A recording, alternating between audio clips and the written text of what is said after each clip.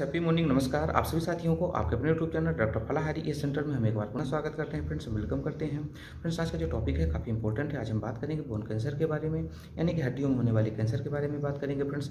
इससे पहले कैंसर के ऊपर हमारी ऑलरेडी सीरीज चल रही है जिसमें हमने कॉमन वीडियो बनाया है कि कैंसर क्या है, उसके कारण क्या है, लक्षण क्या है, बेस्ट एज ट्रीटमेंट क्या हो सकता है, कौन सा डाइट प्लान आपको फॉलो करना है, कौन सा एक्सरसाइज करना है, उस वीडियो में हमने डिस्कशन किया है फ्रेंड्स। उस वीडियो के लिंक इस वीडियो के अंत में डिस्क्रिप्शन बॉक्स में हम दे देंगे फ्रेंड्स, आप उसको जरूर देख लीजिएगा।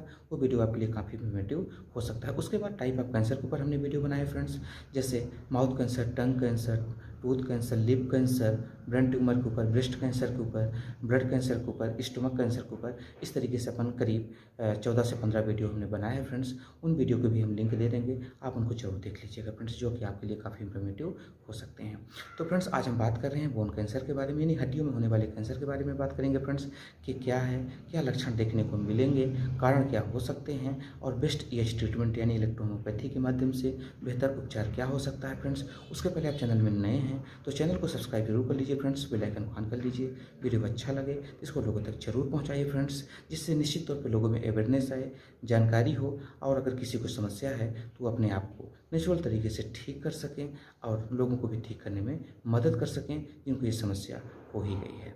तो फ्रेंड्स आज हम बात कर रहे हैं बोन कैंसर के ऊपर, यानी कि हड्डियों में होने वाले कैंसर के ऊपर। उसके पहले हम आपको बताना चाहते हैं फ्रेंड्स कि अंत में, यानी कि वीडियो के अंत में हम रेमेडीज को अक्सर शेयर करते हैं कि इस डिसीज में ये रेमेडीज देना चाहिए, लेकिन हमेशा ध्यान रखिएगा फ्रेंड्स कि जो रेमेडीज हम बताते हैं वो सिर्फ और सिर्फ इंफॉर्मेशन पर्पज़ के हिसाब से हो सकती है, क्योंकि हर पेशेंट की अलग अलग कंडीशंस होती हैं, अलग अलग उनके बॉडी टेम्परामेंट्स होते हैं, अलग अलग उनके बॉडी के शेप होते हैं, उनकी जो डिसीज होती है उसके अलग अलग कंडीशंस होते हैं फ्रेंड्स, उसके अलग अलग सिम्टम्स देखने को मिल सकते हैं। उनकी जो डिसीज है वो अनुवांशिक यानी हेरिडिटी है कि नहीं है, कैसा है, ये कई चीज़ जो डॉक्टर्स हैं ईएच रेमेडीज के वो उसको स्टडी करते हैं। उसके बाद वो अंत में डिसीजन लेते हैं कि इस पेशेंट को कौन सी रेमेडीज देना चाहिए। तो हमेशा आप ध्यान रखिएगा फ्रेंड्स कि जो हम रेमेडी बताते हैं वो इन्फॉर्मेशन पर्पज़ के हिसाब से हो सकती हैं। जो सामान्य रूप से पेशेंट को दिया जाता है वो रेमेडीज बताई जाती हैं, पर हर पेशेंट की अलग अलग रेमेडीज हो सकती हैं। ये चीज़ आप हमेशा ध्यान रखिएगा फ्रेंड्स। उसके साथ साथ एक और आपको हम इंडिकेशन देना चाहते हैं फ्रेंड्स कि अगर किसी को किसी भी प्रकार की अगर समस्या है तो आप अपने विश्वसनीय डॉक्टर को दिखाएं, जहां से आप ठीक हो सकें उन डॉक्टर्स को आप दिखाएं। ये जो वीडियो है फ्रेंड्स ये सिर्फ और सिर्फ इन्फॉर्मेशन पर्पज़ के हिसाब से हो सकता है। अगर आपको किसी प्रकार की समस्या है तो आप अपने डॉक्टर से संपर्क कर सकते हैं, या कि हमारे माध्यम से आप संपर्क करके ट्रीटमेंट ले सकते हैं फ्रेंड्स। हमारा व्हाट्सअप नंबर है 9229488550। तो फ्रेंड्स अब हम बात कर रहे हैं, अपने पॉइंट में आते हैं कि बोन कैंसर यानी कि हड्डियों में होने वाले कैंसर। फ्रेंड्स होता क्या है कि हमारा जो ब्रेन है पूरे शरीर को कंट्रोल करता है, एक सिग्नलिंग सिस्टम होता है जो हार्मोनल सिग्नलिंग सिस्टम होता है। जब वो किसी कारण से फेल होना शुरू हो जाता है उस कंडीशन में जो हमारे शरीर की किसी भी पार्ट की जो सेल्स होती हैं वो अनियंत्रित होना शुरू हो जाती हैं और अपने आप को ग्रोथ करना शुरू कर देती हैं। बाकी अगर ब्रेन के साथ उनका कनेक्शन है प्रॉपर तो उसको कंट्रोल रखता है कि वो सेल कितना ग्रोथ होना चाहिए, कैसे होना चाहिए, उसका सबका समन्वय बना रहता है। लेकिन जब सिग्नलिंग सिस्टम फेल होता है उसके बाद जो बोन्स होती है, जो सेल्स होती हैं वो चाहे किसी भी पार्ट की हो, वो बोन्स की हो या कि किसी आर्गन्स की हो, वो अनियंत्रित होकर ग्रोथ करना शुरू कर देती हैं। उसी अवस्था को कैंसर कहा जाता है। अब हम बोन कैंसर की बात करें फ्रेंड्स कि जब कैंसर कोशिकाएं यानी कि जो कैंसर सेल्स होती हैं वो अनियंत्रित होकर बोन्स तक पहुँच जाती है और जब बोन इफेक्ट हो जाती है यानी कि उससे प्रभावित होना शुरू हो जाती है, उस कंडीशन को अपन बोन कैंसर कह सकते हैं या कि बोन कैंसर कहते हैं फ्रेंड्स।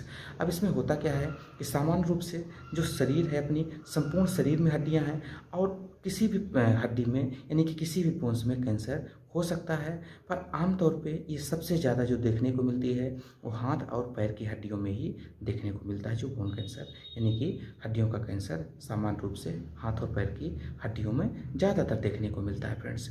इस अवस्था को अपन बोन कैंसर समझ सकते हैं फ्रेंड्स।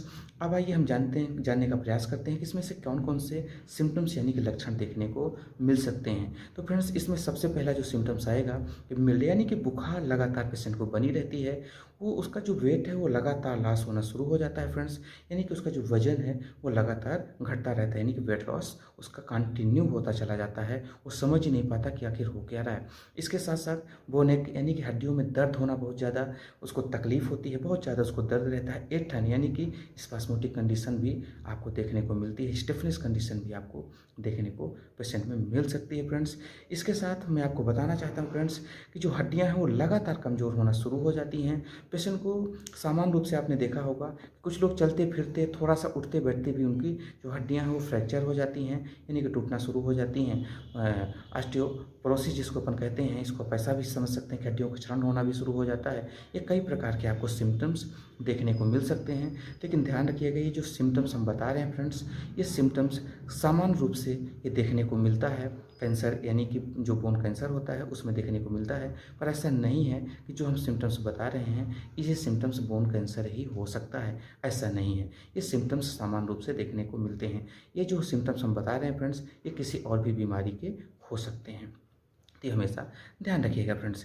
इसके साथ आपको बताना चाहते हैं फ्रेंड्स वो लगातार जो पेशेंट है वो वीक होना शुरू हो जाएगा, उसके शरीर में इन्फ्लेमेशन आना शुरू हो जाता है, यानी कि शरीर में सूजन आना शुरू हो जाता है। जो उसकी इम्यूनिटी है वो लगातार लॉस होना शुरू हो जाती है, लॉस ऑफ एपेटाइट यानी कि उसका भूख जो है वो कम होना शुरू हो जाती है, यानी कि प्रॉपर उसको खाने में टेस्ट भी नहीं मिलता। इस तरीके से कई प्रकार के और भी सिम्टम्स आपको देखने को मिल सकते हैं, पर ये कॉमन सिम्टम्स हमने बताने का प्रयास किया है फ्रेंड्स। अब इसके कारण क्या हो सकते हैं इसके ऊपर अपन डिस्कस कर लें, यानी कि जो कॉजेस हैं फ्रेंड्स। जैसा कि आपको बताना चाहते हैं कि जो बोन कैंसर है इसका जो पार्टिकुलर कोई अगर कारण आप ढूंढेंगे तो नहीं मिलेगा, और अभी नहीं किसी पुस्तक में भी नहीं मिल रहा है फ्रेंड्स। लेकिन आपको बताना चाहते हैं फ्रेंड्स कि जो हर बार हम हर वीडियो में एक बात कहते हैं कि डिफिशियंसी ऑफ ऑक्सीडेंट एंटीऑक्सीडेंट और ऑक्सीजन, यानी कि एंटीऑक्सीडेंट और ऑक्सीजन के अभाव से हमारे शरीर में निश्चित तौर पर कैंसर सेल्स जो होती हैं वो डेवलप होना शुरू हो जाती हैं। यानी कि एक चीज़ आप समझ सकते हैं फ्रेंड्स कि जिस शरीर में प्रॉपर ऑक्सीजन है और एंटीऑक्सीडेंट हैं तो वहाँ पे निश्चित तौर पे कैंसर की संभावना कम हो जाती है, और जहाँ पे इनका अभाव होता है कैंसर की संभावना लगभग बढ़ जाती है फ्रेंड्स। तो इसको अपने को नेचुरल तरीके से पूर्ति करना है फ्रेंड्स। इसके साथ जैसा कि अपने बताया फ्रेंड्स कि कई बार जेनेटिक कारण भी हो सकते हैं जो कि एक पीढ़ी से दूसरी पीढ़ी में भी ये ट्रांसफ़र होता है फ्रेंड्स, जिसको अपन हेरिडिटी अनुवांशिकी भी कह सकते हैं फ्रेंड्स। दूसरा चीज़, किसी को लंबे समय से या कि किसी प्रकार की इंजुरी रही हो जो कि बाद में वो कैंसर के रूप में कन्वर्ट हो गई हो फ्रेंड्स। इसके साथ कई प्रकार की जो मेडिसिनल साइड इफ़ेक्ट हैं, किसी न किसी बीमारी की दवा चल रही थी जो कि लंबे समय से चल रही थी, कई बार उसके साइड इफ़ेक्ट के बाद भी ऐसा हो जाता है कि जो हमारी सेल्स हैं वो अनियंत्रित हो जाती हैं और उसके बाद वो कैंसरस सेल्स में बदल जाती हैं। तो ये हमने कुछ महत्वपूर्ण चीज़ें बताने की कोशिश किया फ्रेंड्स। कई बार कुछ रेडिएशन से भी हो जाता है, कुछ लाइफ स्टाइल भी हो जाती है, सेडेंटरी लाइफ भी हो जाती है, तो ये भी कई कुछ कारण हो सकते हैं फ्रेंड्स। अब हम बात करेंगे बेस्ट एज ट्रीटमेंट।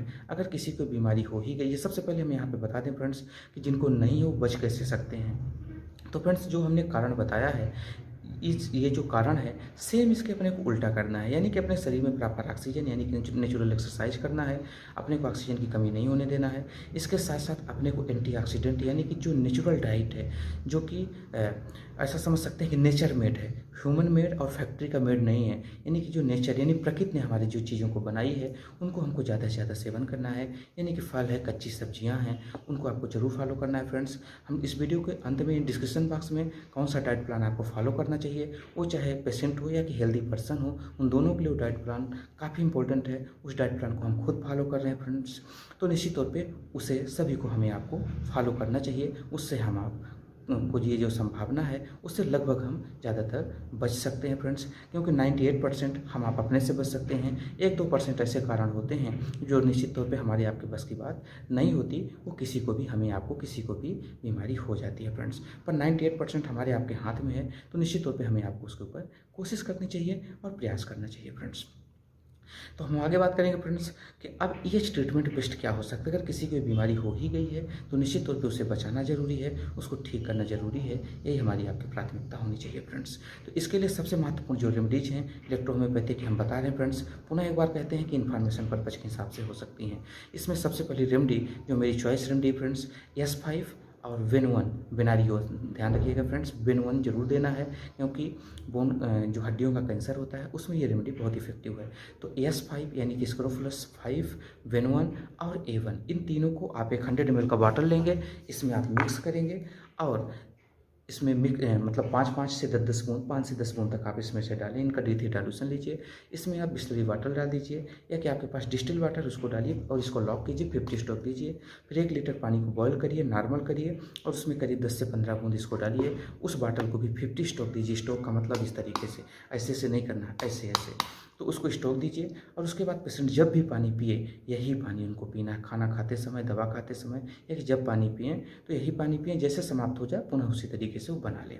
तो पहला कॉम्बिनेशन। दूसरा कॉम्बिनेशन फ्रेंड्स जो काफ़ी यूनिक रेमेडी है बोन कैंसर के लिए, बहुत ही बेहतरीन रेमेडी है C4। C4 को हमेशा ध्यान रखिएगा फ्रेंड्स, क्योंकि हड्डियों से संबंधित कोई भी समस्या हो उसमें C4 बहुत यूनिक रेमेडी है। तो C4 को, फिर अब यहाँ पे वेन 1 को ध्यान रखिएगा, वहाँ सॉरी वार्म 1 को, वहाँ पे वेन 1 था, यहाँ पे वार्म 1 है। तो C4 वार्म 1 और इसके साथ साथ आपको YE का एक साथ कॉम्बिनेशन आप बनाइए।